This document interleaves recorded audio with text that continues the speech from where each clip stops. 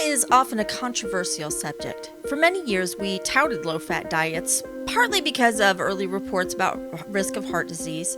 I also think that many people feared weight gain because fat has a lot of calories. Even today, I see people look at the fat calories on a food label before they look at anything else. So in this video, we will take a look at the truth behind fat in our diets. Let's begin with the foods that contain fat in the diet. Notice that we don't have a group that's called fat on my plate. That's because the fat we consume is generally found within other foods, like peanut oil that we cook with comes from peanuts, and butter is made with cream from milk. The foods that naturally contain fat are largely found in our protein and dairy foods. Fat is marbled throughout the meats and fish or in the oils of nuts and seeds. Whole fat milk, yogurt, and cheese are also naturally occurring fat sources. The grains themselves are low fat, however, we tend to use the grains to make high fat products like biscuits, croissants, and other pastries.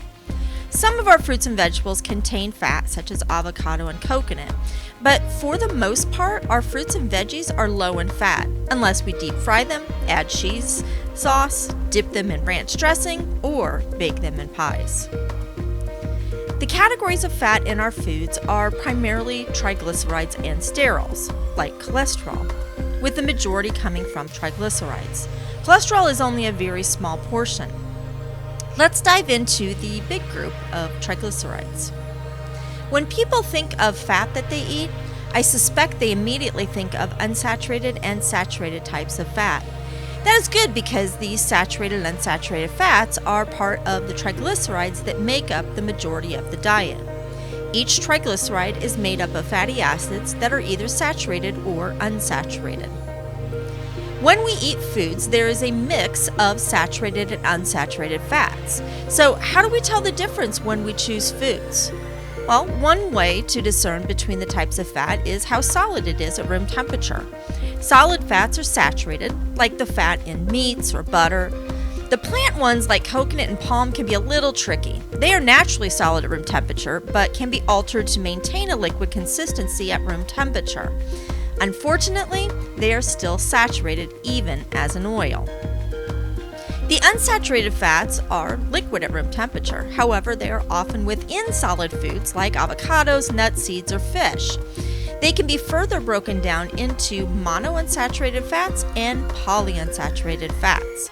You may have heard of omega-3 and omega-6 fatty acid. These are types of polyunsaturated fats and well known for being some of the healthiest types of fats. Speaking of health, let's take a look at how the type of fat you consume affects your health. When you eat a diet high in saturated fat, it increases your LDL cholesterol. That's because your body makes cholesterol from the saturated fats you consume.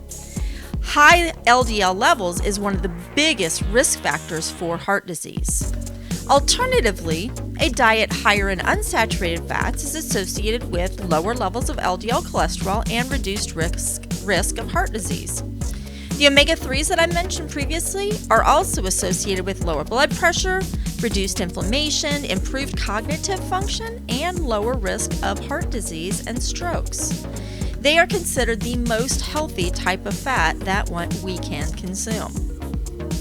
So with all of these health benefits, do you see why we don't recommend low-fat diets?